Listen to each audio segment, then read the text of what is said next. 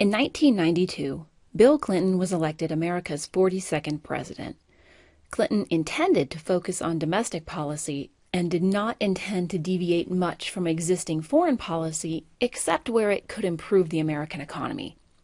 For example, President Clinton hoped to increase the number of free market democracies in the world, sometimes referred to as the policy of enlargement, and advocated for open trade, including the passage of the North American Free Trade Agreement and the establishment of the World Trade Organization. But it seemed like, time and again, Bill Clinton kept finding himself and the nation mixed up in military actions around the globe. Clinton's predecessor, President George H.W. Bush, drove invading Iraqi troops out of Kuwait during the first Gulf War. Under President Clinton, the U.S. became the main enforcer for United Nations directives against Iraq, including economic sanctions, military no-fly zones, and weapons inspection teams. But Saddam Hussein persistently interfered and obstructed these goals, resulting in a series of U.S.-led missile strikes in retaliation. When Saddam Hussein expelled the UN inspectors in 1998, President Clinton was convinced that he was rebuilding weapons of mass destruction that he had used in the past. Operation Desert Fox was a 4-day bombing raid targeting existing nuclear, chemical, and biological weapons and the factories used to make them. Also in the Middle East, Clinton tried to broker peace for Israel. In 1993, he welcomed Israeli and Palestinian leaders to the White House to shake hands and sign the Oslo Accords. But citizens on both sides felt they had made too many concessions, and 2 years later, the Israeli prime minister was assassinated by a dissatisfied countryman. Before long, the entire agreement had broken down, and the violence was as bad as ever.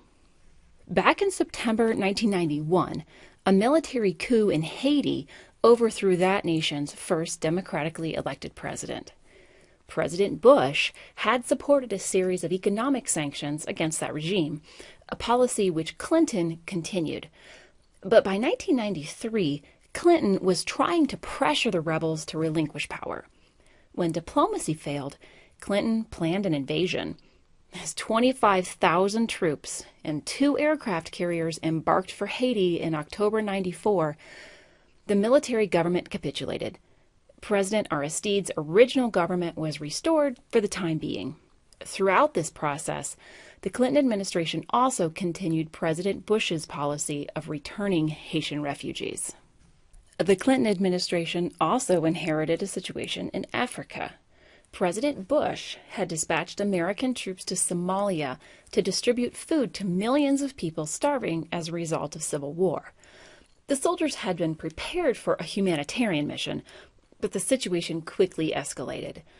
2 Black Hawk helicopters were shot down, 18 soldiers were killed, dozens wounded, and the bodies of the dead desecrated in the streets. Clinton increased American troop presence, attempting to keep peace and track down a warlord responsible for the chaos. But in the face of significant political opposition, Clinton finally withdrew all U.S. forces in March 1994. This unsuccessful intervention was the backdrop for the administration's hesitation to act in Rwanda, where a bloody civil war broke out the following month. Over a 3-month period in the spring of 1994, the majority Hutu tribe massacred 800,000 minority Tutsis and their supporters. Several years later, Clinton remarked that his refusal to intervene was among his biggest regrets as president. The administration also hesitated to act in the Balkans. In 1991, the former Yugoslavia broke into 5 nations, and the region disintegrated into violence. But as the situation in Bosnia escalated to genocide, Clinton orchestrated a NATO bombing campaign in 1995 to bring the factions to the negotiating table. The Dayton Peace Accords outlined a fragile peace, and 20,000 U.S. peacekeeping troops tried to uphold it.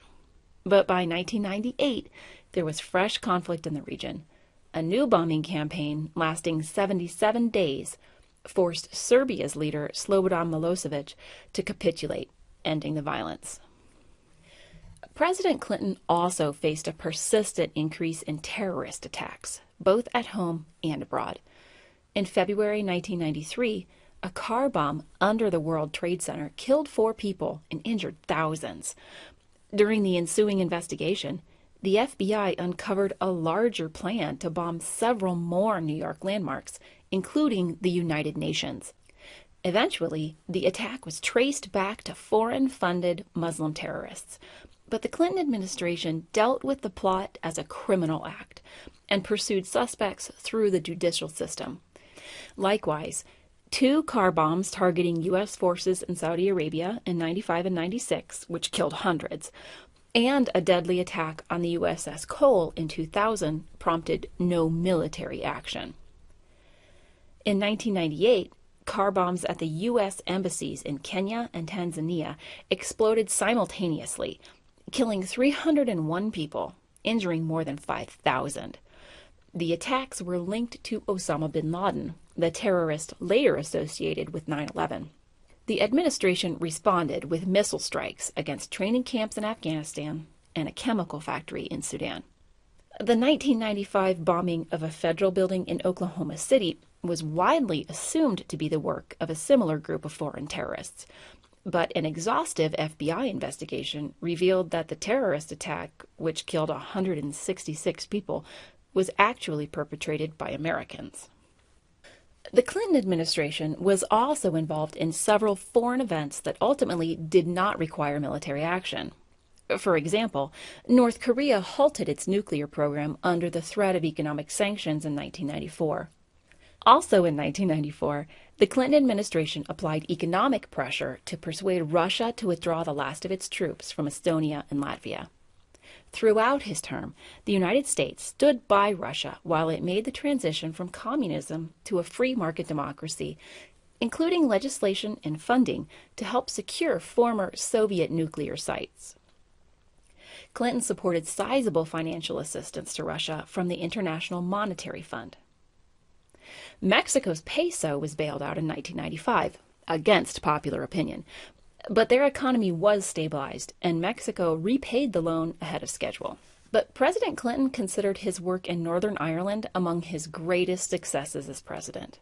For 30 years, Protestant Unionists fought to remain part of Great Britain, while Catholic nationalists had struggled to merge with Ireland to the south. Several paramilitary groups contributed to violence that left more than 3,000 people dead and tens of thousands injured. Various attempts had been made to end the Troubles, but in 1998, Clinton was determined to help resolve the long-standing conflict. After nearly 2 years of negotiation, the Good Friday Agreement was accepted by most of the parties. It didn't solve every problem in Northern Ireland, but home rule returned. The competing factions shared power, and all sides agreed that only a popular majority vote could change the nation's constitutional status. Though the nation briefly returned to a period of direct rule by the British in 2002, Northern Ireland in 2014 seems to be on the path to lasting peace. Let's review. President Bill Clinton expected his presidency to focus on domestic policy and the U.S. economy, but found himself engaged in many world affairs, both military and diplomatic. He ousted a military leader in Haiti, subdued the Balkans, and negotiated peace in Northern Ireland. Clinton also intervened diplomatically with North Korea, Russia, and Mexico. He attempted to bring peace to Israel. Clinton ordered bombing raids against Saddam Hussein and Osama bin Laden without removing either of them as a threat. He withdrew U.S. troops from Somalia after a failed humanitarian mission and failed to intervene in a bloody civil war in Rwanda.